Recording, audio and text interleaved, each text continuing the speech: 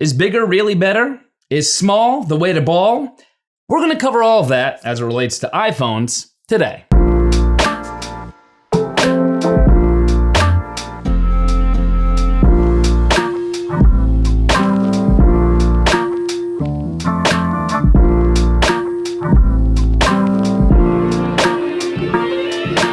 What's up, internet? I'm Brian MacDuff, aka Bmac, and welcome to another video. If you like videos about tech reviews, product unboxings, and filmmaking or photography tutorials, make sure you smash that subscribe button with all notifications turned on so that you never miss another video on this channel. So chances are, if you're anything like me, you've debated once or twice or maybe even a million times before whether or not to go for the larger Plus or Max sized iPhone or to settle for the regular size. And so I do think the first thing you have to consider is one-handed use. Whether or not you plan on interacting with your iPhone with one hand or two hands the majority of the time. One thing that I immediately noticed with regular size iPhones is how much easier it is for one-handed operation. Whether it be swiping down from the top of the iPhone to access your notification center or to change something within the command center, doing so always feels clunky, awkward, and honestly a little dangerous with the larger Plus or Max size iPhones because it feels like you're actually gonna fumble the thing and drop it to the ground. And this is even more so the case when you consider the weight difference between the iPhone sizes. Not surprisingly, the larger size iPhones are gonna weigh a little bit more, and that makes the Plus and the Max size iPhones clunkier to hold, and again, that much more likely to fall when you're holding them one-handed. When you combine all this and think about typing, you'll find it's almost impossible to type efficiently on the Plus or the Max size iPhone, especially considering you have to do that weird kind of pinky support thing that you're probably used to if you've ever held a Plus or a Max size iPhone before. And you can take all of that even a step further by considering the fact that you'll have to move your thumb that much more and that much further between key presses,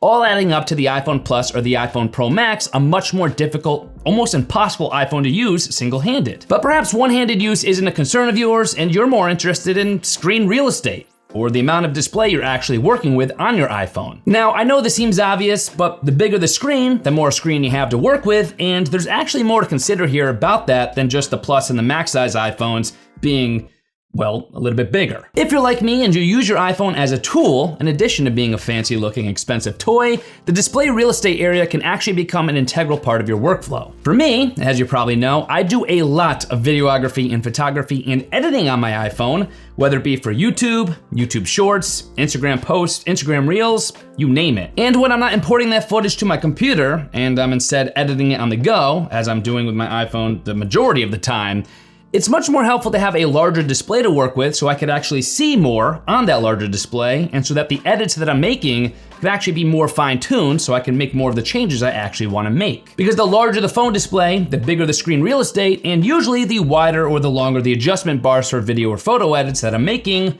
which theoretically makes overall mobile content creation easier, quicker, and more precise on the iPhone Plus or the iPhone Pro Max sized iPhones. But let's say you watch content on your iPhone more than you create it. How will your iPhone size matter then? If you're doing a lot of content consumption on your iPhone, the majority of which is hopefully from this channel, if you're watching a lot of content, the way in which you watch your content can be directly impacted by which iPhone size you get. One thing that I do tend to do a lot on my iPhone is watch a lot of YouTube content, but sometimes I get lazy and I just watch that YouTube content in landscape format while the phone itself is in portrait orientation. That's actually one of the biggest things I noticed when I downsized from the iPhone Pro Max to the iPhone Pro. The first thing I noticed is how much smaller that YouTube content in that orientation and in that setup actually looked. For vertical content, you probably won't notice as much of a difference because vertical content by nature is going to fill more of the screen and you're less likely to see an actual difference with your eye. But if you are watching those landscape videos with the iPhone in portrait orientation like I do the majority of the time on YouTube, that's where you are gonna notice the slight difference in width having a much more profound impact on that video than if you were actually watching in, again, landscape orientation or if you were watching vertical content. But all of this only matters if your iPhone has battery life to begin with. So how does battery life get impacted by phone size? Now, specs are going to change from iPhone to iPhone, especially with each new generation release. That's pretty much a given. But generally, in the larger size iPhones, there are going to be bigger batteries, and with bigger batteries typically comes longer battery life. And as a general rule of thumb, you can expect the larger iPhone Plus and the iPhone Pro Max to deliver anywhere from like 3 to 5 hours of additional battery life compared to the smaller, regular sized iPhones. So if you greatly care about getting the absolute most bang for your buck as it relates to battery life, You will want to go with the larger size iPhones here, but if you've already found yourself to actually be fine with the battery life you're already getting, maybe the regular size iPhone is going to be fine enough of a fit for you. Because for me personally, I've actually found the battery life in the iPhone Pro to be more than sufficient for my needs. Now granted, at any given moment throughout the day, typically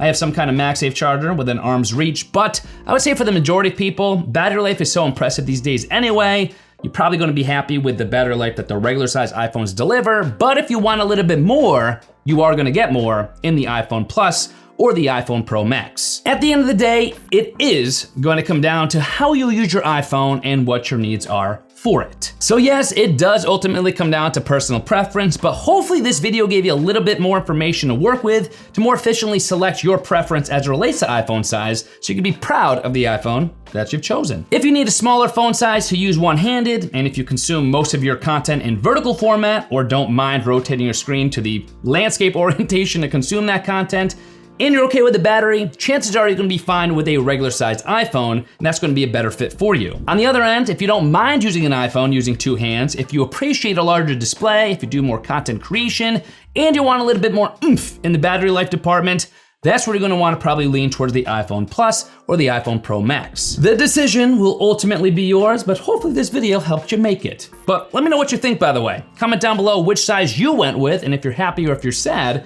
and what you're gonna choose for your next iPhone. That's gonna do it for this one. Now I have to make the decision for which iPhone size to go with. Probably gonna have to rewatch my own video, but I will see you guys in my next video.